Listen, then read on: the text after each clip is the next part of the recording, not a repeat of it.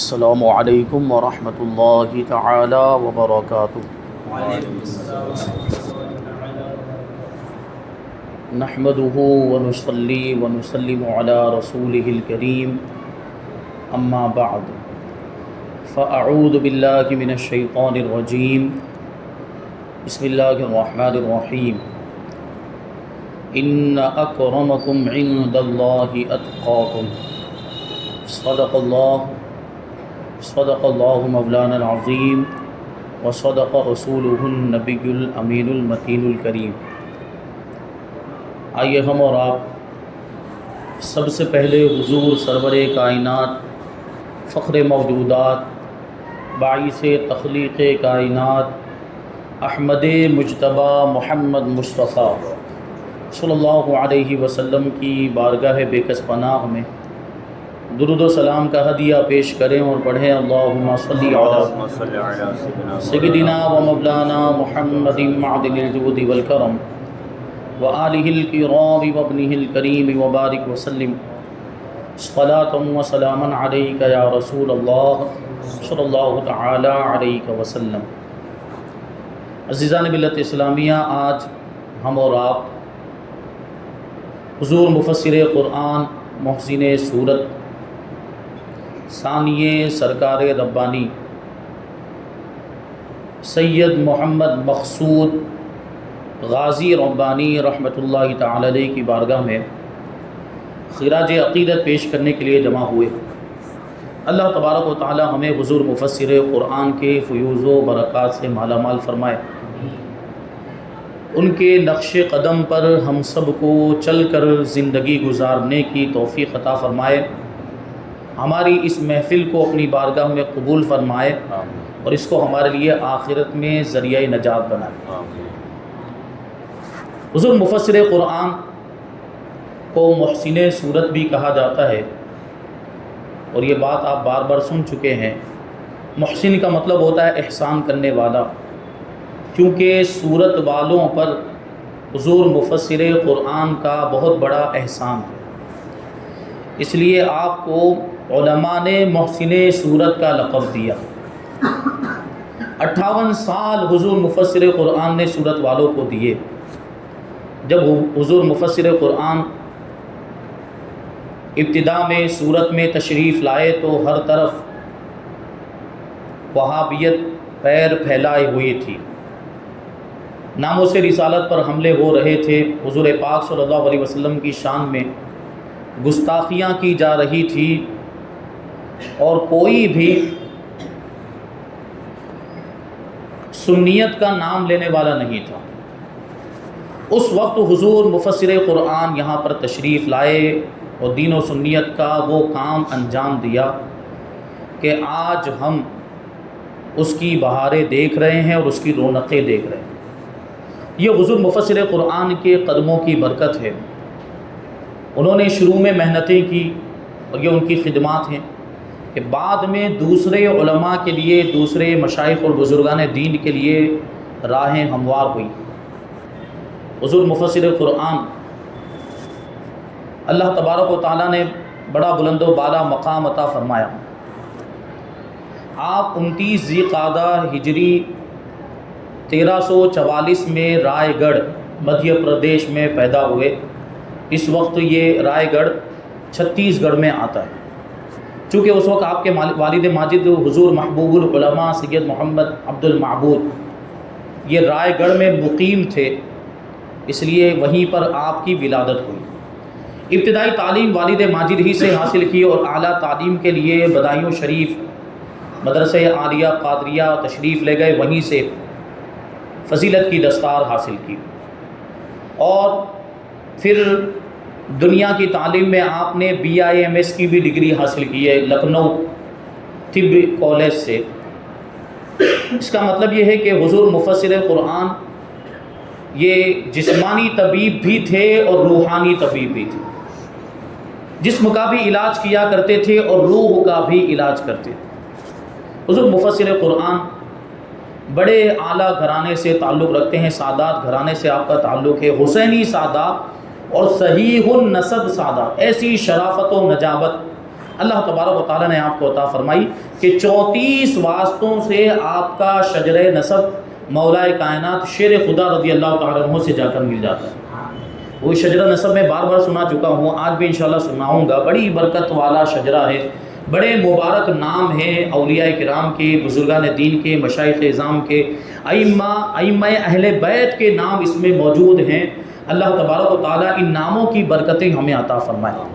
حضور مفسر قرآن سید محمد غازی ربانی رحمۃ اللہ تعالیٰ علیہ، یہ صاحبزادے ہیں محبوب العلماء سید عبد المعبود رحمۃ اللہ تعالیٰ علیہ کے، اور وہ صاحبزادے ہیں سرکار ربانی سید محمد عبد الرب رحمۃ اللہ تعالیٰ علیہ کے، اور وہ صاحبزادے ہیں سرکار امانت علی کے، وہ صاحبزادے ہیں مفتی دائم علی کے، وہ صاحبزادے ہیں سید محمد بشیر الدین کے، اور وہ صاحبزادے ہیں سید محمد غیاث الدین کے، وہ صاحبزادے ہیں سید محمد قطب الدین کے، وہ صاحبزادے ہیں سید محمد مشائخ کے، اور وہ صاحبزادے ہیں سید محمد کمال کے، وہ صاحبزادے ہیں سید محمد عبداللہ کے، وہ صاحبزادے ہیں سید محمد نصر اللہ کے، وہ صاحبزادے ہیں سید محمد معروف کے، اور وہ صاحبزادے ہیں سید محمد ناصر الدین کے، اور وہ صاحبزادے ہیں سید محمد بندگی معروف رحمۃ اللہ تعالیٰ علیہ کے، اور وہ صاحبزادے ہیں سید ابو اسحاق کیمیا نظر رحمۃ اللہ تعالیٰ علیہ کے، اور وہ صاحبزادے ہیں سید صدر الدین راجو قتال جو جانشین اور خلیفہ ہیں اور برادر خرد ہیں حضرت مخدوم جہانیہ جہاں کشت رحمۃ اللہ تعالیٰ علیہ کے،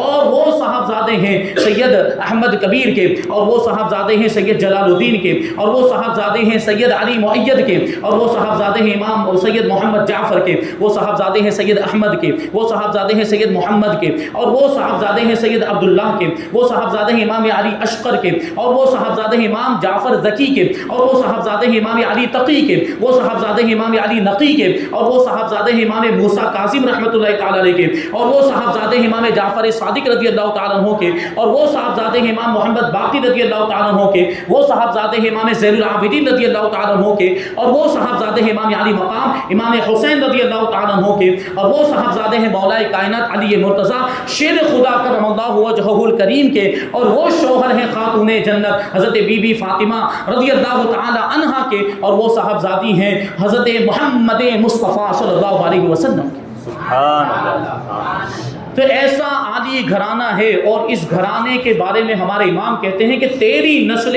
پاک میں ہے بچہ بچہ نور کا، تیری نسل پاک میں ہے بچہ بچہ نور کا، تو ہے عین نور تیرا سب گھرانہ نور کا۔ یہ شان ہے حضور مفسر قرآن کی۔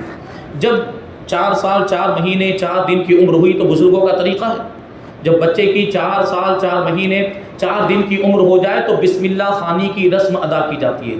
بچے کو سب سے پہلے بسم اللہ پڑھایا جاتا ہے، اور اس کی تعلیم کی دینی تعلیم کی شروعات ہوتی ہے، اور اس میں کسی بزرگ کو بلایا جاتا ہے، کسی عالم دین کو بلایا جاتا ہے، اور کسی متقی پرہیزگار شخصیت کو بلایا جاتا ہے۔ حضور مفسر قرآن کی جب عمر 4 سال 4 مہینے 4 دن کی ہوئی، اس وقت حضور محبوب العلماء سید عبد المعبود رحمۃ اللہ تعالیٰ علیہ یہ جامعہ نعیمیہ مراد آباد میں پڑھایا کرتے تھے، وہاں استاذ کی حیثیت سے فرائض منصبی ادا کرتے تھے۔ چونکہ جامعہ نعیمیہ مراد آباد یہ حضرت صدر الافاضل حضرت علامہ مفتی نعیم الدین مراد آبادی رحمۃ اللہ تعالیٰ علیہ کی طرف منسوب ہے، تو حضرت وہاں پر تشریف فرما تھے۔ جب آپ کی بسم اللہ خوانی کا موقع آیا تو آپ کے والد ماجد حضور محبوب العلماء نے حضور صدر الافاضل کو بسم اللہ پڑھانے کے لیے بلایا۔ صدر الافاضل اعلیٰ حضرت رضی اللہ تعالیٰ عنہ کے خلیفہ ہیں، بڑی عظیم شخصیت، آپ خود بھی مفسر قرآن ہیں۔ آپ کو معلوم ہونا چاہیے کہ آپ نے جو خزائن العرفان تفسیر لکھی ہے، کنز الایمان جتنا مشہور ہے اتنی ہی زیادہ مشہور یہ تفسیر بھی ہے جس کو خزائن العرفان کہا جاتا ہے۔ کنز الایمان کے ساتھ اعلیٰ حضرت رضی اللہ تعالیٰ عنہ کا جو ترجمہ ہے کنز الایمان، اس کے ساتھ یہ تفسیر شائع ہوتی ہے، اس کے حاشیے پر یہ تفسیر حضور صدر الافاضل نے لکھی ہے۔ تو آپ تشریف لائے اور حضور مفسر قرآن کو بسم اللہ پڑھائی، اور یہ رسم بسم اللہ خوانی ادا کی گئی۔ آپ کو پہلا سبق الف با تا سا جو ہے وہ پڑھایا گیا، اور دیکھیں یہ بسم اللہ خوانی میں بزرگوں کو بلایا جاتا ہے، اور بزرگوں کے ذریعے سے بچے کو بسم اللہ پڑھائی جاتی ہے۔ اس کا ایک فائدہ یہ ہوتا ہے کہ ان بزرگ کی برکتیں بھی بچے کی زندگی میں شامل ہو جاتی ہیں۔ حضور مفسر قرآن کو صدر الافاضل نے بسم اللہ پڑھائی، وہ خود مفسر قرآن ہیں۔ اللہ تبارک و تعالیٰ کی قدرت دیکھیں کہ ایک مفسر قرآن نے ایک بچے کو بسم اللہ پڑھائی تو اللہ تبارک و تعالیٰ نے اس بچے کو بھی مفسر قرآن بنا دیا. یہ حضور مفسر قرآن کی شان ہے.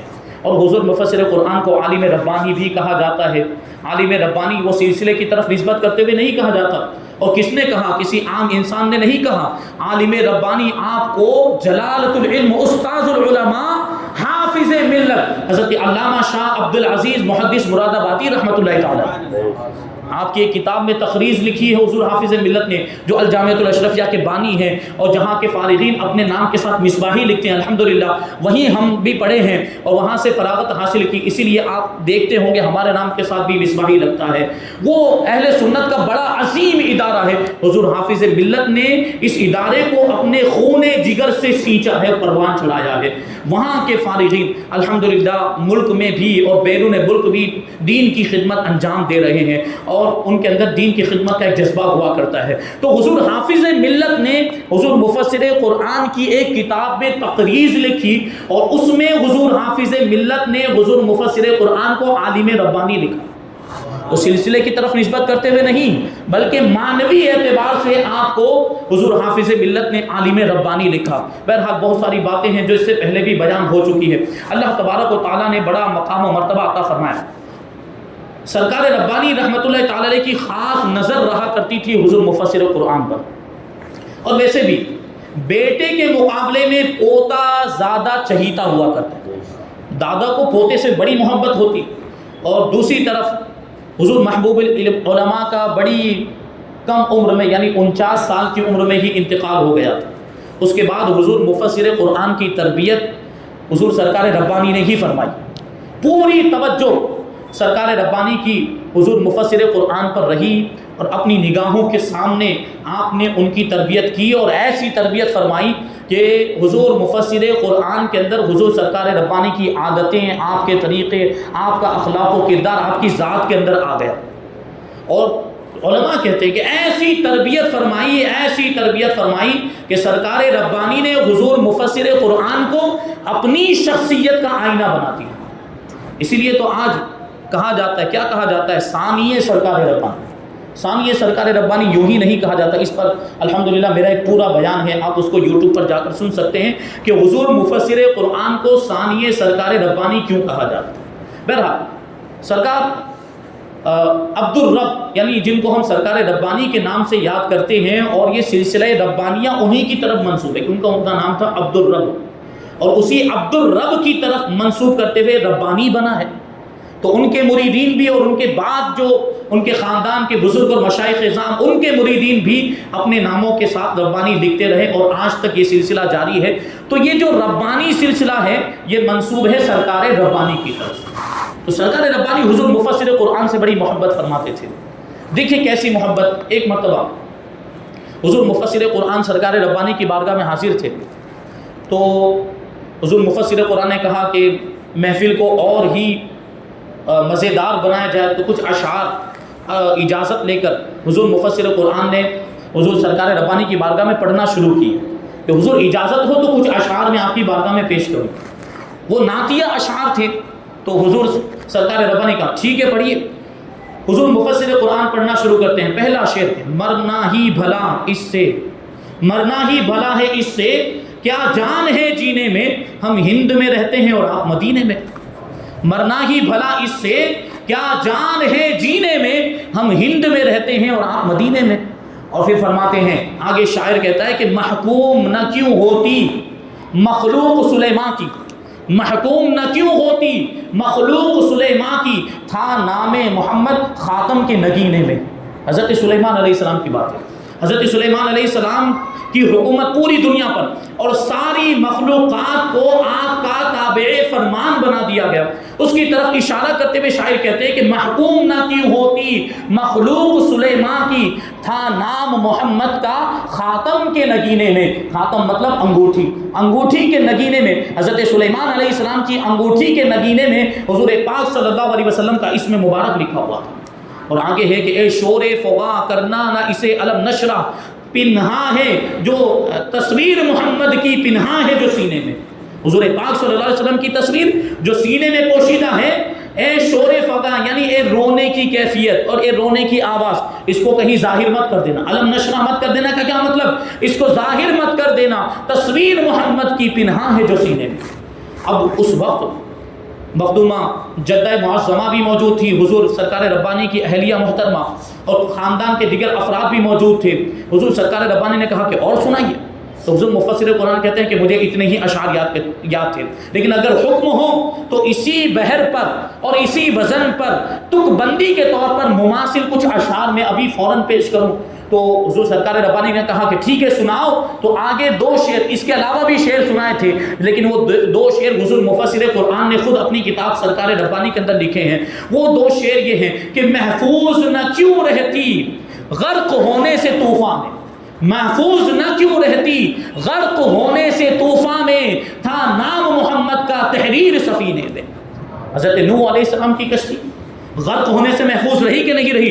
ڈوبنے سے طوفان میں محفوظ رہی۔ اس کے بارے میں کہتے ہیں کہ محفوظ نہ کیوں رہتی غرق ہونے سے طوفان میں، تھا نام محمد کا تحریر سفینے میں۔ پھر آگے کہتے ہیں کہ ہم یاد کریں ان کو اور وہ سامنے آ جائیں، میں یاد کروں ان کو اور وہ سامنے آ جائیں، کچھ ایسی کشش پیدا ہو اس کمینے میں، کچھ ایسی کشش پیدا ہو اس کمینے میں۔ اتنے اشعار کہے تو حضور سرکار ربانی کہنے لگے کہ آپ نے یہ اشعار لکھے لیکن مقطع نہیں لکھا ہے، اس کا مقطع ابھی باقی۔ مقطع اس کو کہا جاتا ہے جس میں شاعر اپنا تخلص ذکر کیا کرتا ہے، جو آخری شعر ہوا کرتا ہے۔ تو سرکار ربانی نے کہا کہ آپ نے مقطع نہیں لکھا، تو حضور مفسر قرآن نے کہا کہ ہاں ابھی مقطع لکھنا رہ گیا ہے۔ تو سرکار ربانی ارشاد فرماتے ہیں کہ یہ دعا کو تمہارے لیے ابھی مقطع بنا دیتا ہے، یہ دعا کو تمہارے لیے ابھی مقطع بنا دیتا ہے۔ اور حضور سرکار ربانی نے جو مقطع لکھا ہے اس سے آپ حضور مفسر قرآن کے مقام و مرتبے کا اندازہ لگا سکتے ہیں۔ بڑا مشہور شعر ہے، سرکار ربانی نے مقطع لکھ کر دیا، غازی کا نہ رتبہ پھر کیوں عرش سے اعلیٰ ہو، غازی کا نہ رتبہ کیوں پھر عرش سے اعلیٰ ہو، اسرار الہی کا گنجینہ ہے سینے میں، اسرار الہی کا گنجینہ ہے سینے میں۔ یعنی اللہ تبارک و تعالیٰ کے راز، اللہ تبارک و تعالیٰ کے اسرار کا خزانہ غازی کے سینے میں ہے۔ اب یہ بہت بڑی بات ہے، اور یہ بات کون کہہ سکتا ہے؟ سینے میں کیا ہے؟ سینے میں اسرار الہی ہیں یا دنیا کے خیالات ہیں، شیطانی وسوسے ہیں، یا کون؟ یہ سینے کے حالات کون جان سکتا ہے؟ جو ولی ہوتا ہے وہی جان سکتا ہے۔ ولی کی نگاہ دیکھ لیا کرتی ہے، شاید وہ فارسی کا بڑا مقولہ مشہور ہے، ولی را ولی می شناسد، ولی کو ولی پہچان لیا کرتا ہے۔ تو حضور سرکار ربانی اللہ کے ولی، اور انہوں نے حضور مفسر قرآن کے سینے میں جو اسرار الہی کا خزانہ تھا اس کو ملاحظہ فرما لیا اور ارشاد فرمایا، غازی کا نہ رتبہ پھر کیوں عرش سے اعلیٰ ہو، اسرار الہی کا گنجینہ ہے سینے میں۔ تو حضور مفسر قرآن عرض کرتے ہیں حضرت بہت بڑی بات ہو گئی، میں اس قابل نہیں اور یہ مقطع میں پڑھ ہی نہیں سکتا۔ تو حضور سرکار ربانی نے کہا کہ اللہ تبارک و تعالیٰ کی قدرت سے کچھ بعید نہیں، وہ چاہے تو تمہارے سینوں کو اپنے اسرار کا خزانہ بنا دے، یہ اللہ تبارک و تعالیٰ کی قدرت کاملہ سے کوئی بعید بات نہیں، یہ کوئی ناممکن بات نہیں ہے۔ لیکن حضرت مفسر قرآن عاجزی کے طور پہ عرض کرتے ہیں حضرت اس کے مترادف الفاظ ارشاد فرما دے تو بڑا اچھا ہو۔ تو فوراً آپ نے برجستہ یہ مصرے کو تبدیل کرتے ہوئے یوں ارشاد فرمایا کہ اسرار ربانی کا خزینہ ربانی معمور ہے سینے میں، خزینہ ربانی معمور ہے سینے میں۔ اس طریقے سے حضور سرکار ربانی نے اس مصرے کو یوں تبدیل فرمایا۔ بہرحال اس سے ہمیں اندازہ لگتا ہے کہ حضور مفسر قرآن کا سرکار ربانی کی بارگاہ میں کیا مرتبہ تھا، اور یہ حضور مفسر قرآن کی شان۔ اللہ تبارک و تعالیٰ نے حضور مفسر قرآن کو ایسا مرتبہ عطا فرمایا کہ کرامتوں کا بھی ظہور ہوا۔ الحمدللہ یہ حضور مفسر قرآن، میں یہ بات اکثر عرض کرتا ہوں کہ ہمارے لیے اللہ تبارک و تعالیٰ کی نعمت ہے، اور نعمت کا معاملہ یہ ہوتا ہے کہ پاس میں ہوتی تو قدر نہیں ہوتی، جب چلی جاتی تو احساس ہوتا ہے کتنی بڑی نعمت تھی۔ اب ہمیں سمجھ میں آ رہا ہے وہ بڑی بڑی کرامتیں اب ہم کو سننے کو ملتی ہے۔ ایک کرامت ابھی سرکار محمود میاں ربانی صاحب قبلہ نے یہ عید میلاد النبی کے دورے میں مومناواڑ میں بیان کی تھی، وہ کرامت میں آپ کو سناؤں۔ جناب امیر الدین قادری ربانی وہی کھنڈور میں، گوپی پورہ مومناواڑ کھنڈور میں رہتے ہیں، حضور مفسر قرآن کے مرید ہیں۔ انہوں نے محمود میاں سے خود یہ کرامت بیان کی، حضور مفسر قرآن کی کرامت۔ وہ کرامت بڑی لمبی ہے، طویل ہے، اس کو بیان کر کے اپنی بات کو ختم کر دوں۔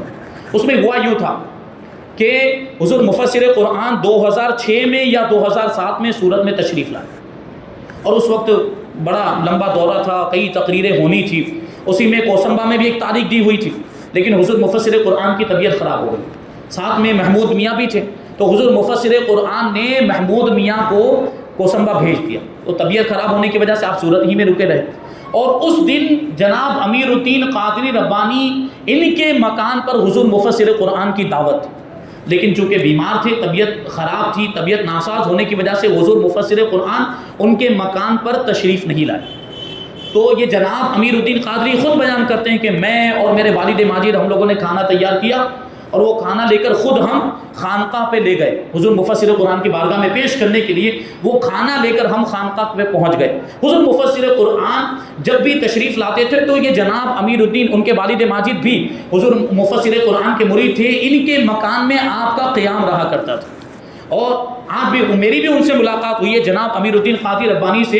انہوں نے ایک چیز اور عجیب و غریب مجھے بیان کی ہے کہ حضور مفسر قرآن جب بھی ہمارے گھر تشریف لاتے تھے، ہم نے حضور مفسر قرآن کے چائے پینے کے لیے ایک پیالہ مخصوص کر رکھا تھا، یعنی جب بھی حضرت تشریف لاتے تھے ہم اسی پیالے میں حضرت کو چائے پیش کرتے تھے، اور اسی پیالے سے حضرت چائے نوش فرمایا کرتے تھے، پھر وہ پیالہ کوئی دوسرا شخص استعمال نہیں کرتا تھا۔ وہ پیالہ آج بھی ان کے مکان میں محفوظ ہے، اور اس کے بارے میں کہتے ہیں کہ جب ہمارے گھر میں کوئی بیمار ہو جاتا ہے ہم اس میں پانی ڈال کے پلاتے ہیں، بیماری دور ہو جاتی ہے۔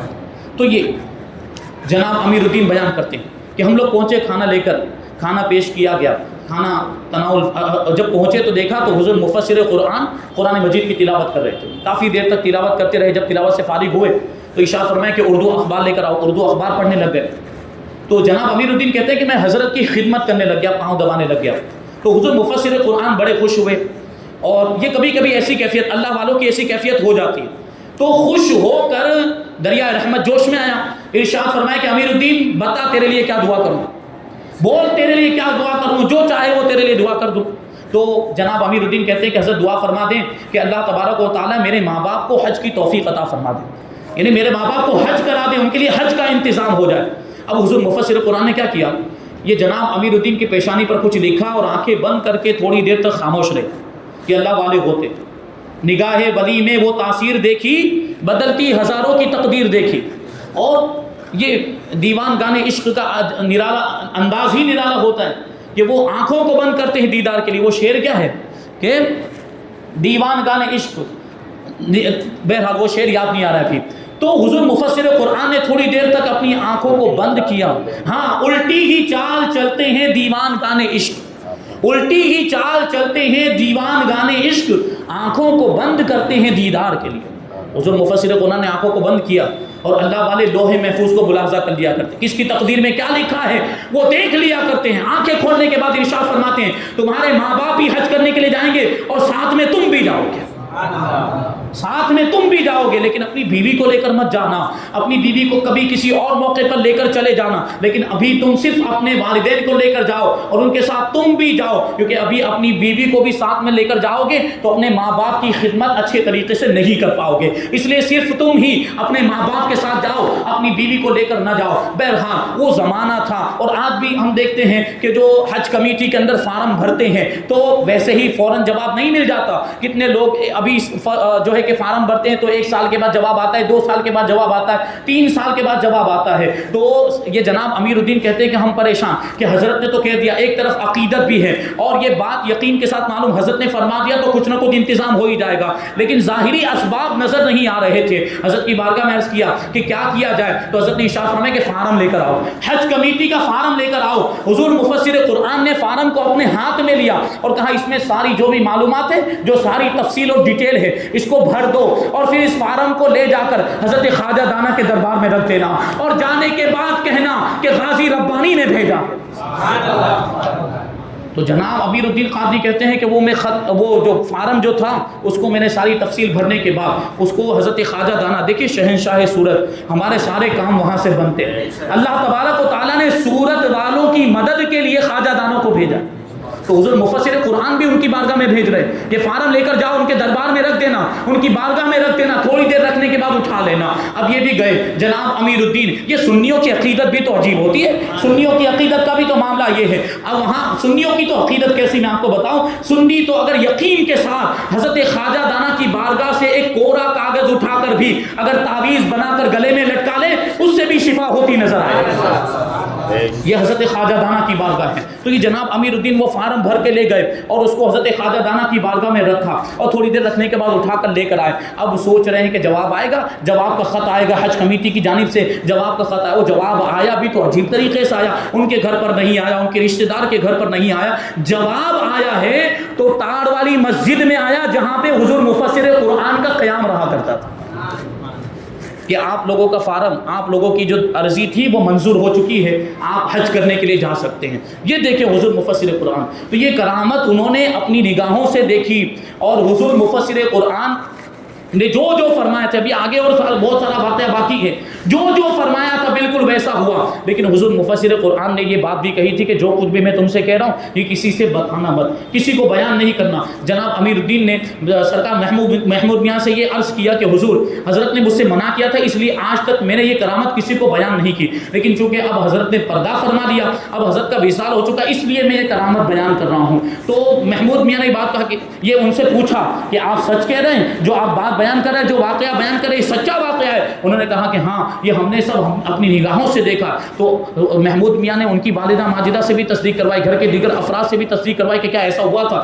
سب نے کہا کہ ہاں ایسا ہوا تھا۔ اب آگے حضور مفسر قرآن کی بارگاہ میں اب یہ بیٹھے ہوئے ہیں، تو حضور مفسر قرآن نے ارشاد فرمایا کہ تم جاؤ گے حج کرنے کے لیے، تم بھی جاؤ گے، تمہارے والدین بھی جائیں گے، اور 4 باتیں میں تم کو کہتا ہوں یہ بڑی توجہ کے ساتھ سنو، اور وہاں پر یہ تمہارے ساتھ اس طرح کے واقعات پیش آئیں گے۔ وہ 4 باتیں دیکھیں حضور مفسر قرآن، اللہ تبارک و تعالیٰ نے کیسا کشف عطا فرمایا تھا اور کیسا مقام و مرتبہ عطا فرمایا تھا وہ بیان کرتے ہیں کہ حضور مفسر قرآن نے ارشاد فرمایا کہ پہلی بات یہ ہوگی کہ تم لوگ میدان عرفات میں پہنچو گے، حج کرنے کے لیے جاتے ہیں تو وقوف عرفات کیا جاتا ہے، تم لوگ میدان عرفات میں پہنچو گے، ایک موقع وہ آئے گا کہ تمہارے والد کا پاؤں پھسلے گا تو تم ان کو بڑھ کے پکڑ لینا اور کہنا یا غوث المدد، یا پیر المدد، یا مرشد المدد، یہ تم کہنا، یہ وہاں پر نعرہ لگانا، تو تم بڑھ کر اپنے والد ماجد کو تھام لینا، ان کو سنبھال لینا تو وہ گرنے سے بچ جائیں گے۔ یہ واقعہ وہاں پر پیش آئے گا۔ اور پھر جب تم لوگ مزدلفہ میں پہنچو گے تو مزدلفہ میں ایک موقع وہ آئے گا کہ تم گم ہو جاؤ گے،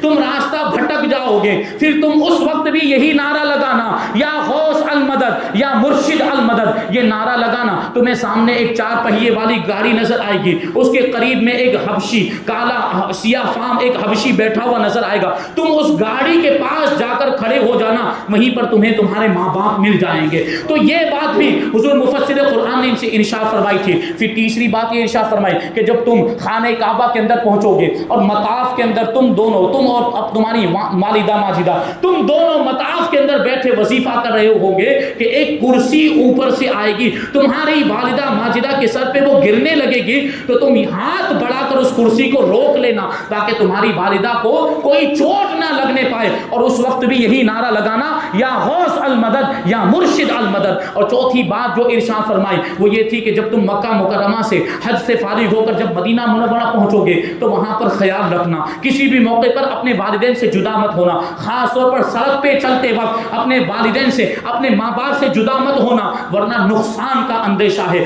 بہت بڑا نقصان ہو سکتا ہے۔ حضور مفسر قرآن نے یہ 4 باتیں ارشاد فرمائی تھی۔ اب یہ جناب امیر الدین اپنے والدین کے ساتھ حج کرنے کے لیے روانہ ہو گئے اور کہتے ہیں، فرماتے ہیں کہ جیسا پیر و مرشد نے ارشاد فرمایا تھا بالکل ویسا ہی ہوا۔ میدان عرفات کے اندر ہم لوگ چل رہے تھے، ہم لوگ آگے بڑھ رہے تھے کہ ایک مقام ایسا آیا کہ میرے والد ماجد کا پیر پھسلا، مجھے میرے پیر و مرشد کی بات یاد آ گئی، حضور مفسر قرآن کی بات یاد آ گئی، میں نے فوراً نعرہ لگایا یا غوث المدد یا مرشد المدد، اور بڑھ کر اپنے والد کو تھام لیا، ان کو سنبھال لیا، وہ گرنے سے بچ گئے۔ ایک بات ہوئی۔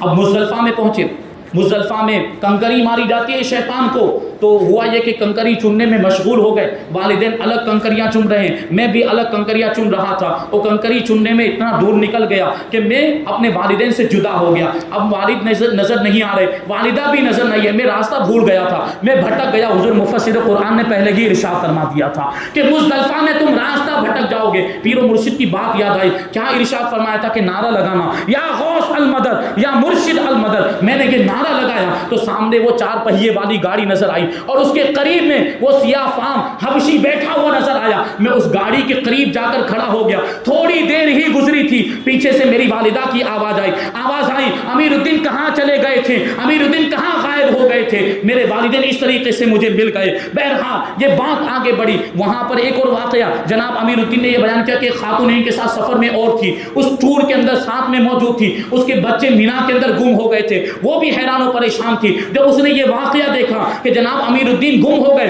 اور انہوں نے یا غوث المدد یا مرشد المدد کا نعرہ لگایا تو ان کے والدین ان کو مل گئے، تو اس نے بھی قریب آنے کے بعد ساری معلومات حاصل کی اور سارا واقعہ دریافت کیا۔ تو انہوں نے بیان کیا کہ ہمارے پیر و مرشد نے ایسا ارشاد فرمایا کہ یا غوث المدد کا نعرہ لگانا اور یا مرشد المدد کا نعرہ لگانا، تمہارے والدین تم کو مل جائیں گے۔ تو اس خاتون نے بھی فوراً یہی نعرہ لگایا، یا غوث المدد یا مرشد المدد کا نعرہ لگایا۔ تھوڑی دیر بھی نہیں گزری تھی، اس کے جو بچے مینا میں گم ہوئے تھے وہ بچے اس کو مل گئے۔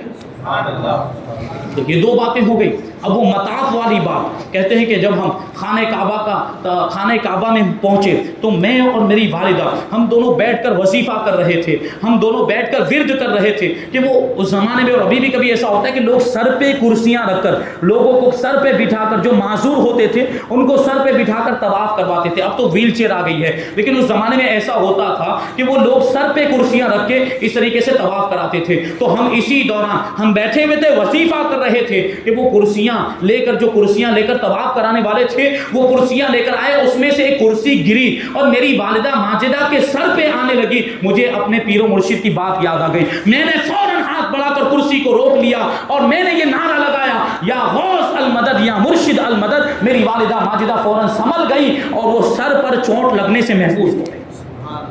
وہ چوتھی بات، آخری بات، مدینہ منورہ جب تشریف لے گئے تو جو حضور مفسر قرآن نے کہا تھا کہ راستہ چلو، اپنے والدین سے جدا مت ہونا، اپنے والدین کے ساتھ میں ہی رہنا ورنہ نقصان کا اندیشہ ہے۔ جناب امیر الدین کہتے ہیں کہ میں مدینہ منورہ میں اور میرے والدین کے ساتھ ایک سڑک پر چل رہا تھا، لیکن میرے والدین، میرے ماں باپ یہ فٹ پاتھ پر چل رہے تھے اور میں سڑک پہ چل رہا تھا، فٹ پاتھ کے نیچے چل رہا تھا۔ ابھی تھوڑی دیر گزری تھی کہ تیز رفتار گاڑی کی آواز آئی، میری والدہ نے فوراً مجھے کھینچ کر فٹ پاتھ پر کر لیا اور وہ گاڑی اتنی تیز رفتاری کے ساتھ آئی کہ اگر میں وہاں پر موجود ہوتا وہ گاڑی مجھے اڑا کر لے جاتی، میں ہلاک ہو جاتا، وہیں میرا انتقال ہو جاتا۔ وہ گاڑی آگے تیز رفتاری کے ساتھ گئی، سامنے والی گاڑی سے ٹکرائی اور ایک خطرناک ایکسیڈنٹ ہو گیا۔ یہ حضور مفسر قرآن نے پہلے ہی ارشاد فرما دیا، اور جیسا حضور مفسر قرآن نے ارشاد فرمایا تھا بالکل ویسے ہی واقعات جناب امیر الدین قادری ربانی کے ساتھ پیش آئے۔ جب ان کے گدھا بھر دیتے ہیں شاہان زمانہ کی جھولی، محتاج کا جب یہ عالم ہے تو مختار کا عالم کیا ہوگا۔ یہ حضور مفسر قرآن کا علم غیب ہے کہ آئندہ زمانے میں ہونے والے واقعات کی خبر پہلے ہی سے دے رہے ہیں۔ جب غلام کے علم غیب کا یہ عالم ہے تو آقا کے علم غیب کا عالم کیا ہوگا۔ یہ حضور مفسر قرآن کی شان ہے۔ اللہ تبارک و تعالیٰ نے ایسا ولی ہمیں عطا فرمایا تھا، اور الحمدللہ جن لوگوں نے دیدار کیا ہے وہ اپنی قسمت پر ناز کریں کہ ہم نے ایک اللہ کے ولی کا دیدار کیا، ہم نے ایک اللہ کے ولی کے چہرے کو دیکھا ہے۔ بہرحال اور بھی گفتگو کی جا سکتی ہے لیکن ٹائم ختم ہو گیا۔ اللہ تبارک و تعالیٰ کی بارگاہ میں دعا ہے کہ جو کچھ بھی بیان ہوا اس پر ہم سب کو عمل کرنے کی توفیق عطا فرمائے۔ حضور مفسر قرآن کے فیوز و برکات سے ہم سب کو مالا مال فرمائے، ان کے نقش قدم پر، ان کے بتائے ہوئے چلے ہوئے طریقے پر ہم سب کو عمل کرنے کی توفیق عطا فرمائے۔ مذہب اہل سنت و جماعت مسلک اعلیٰ حضرت پر ہم سب کو قائم و دائم رکھے اور اسی پر ہم سب کا خاتمہ فرمائے۔ وما علینا الا البلاغ۔ السلام علیکم۔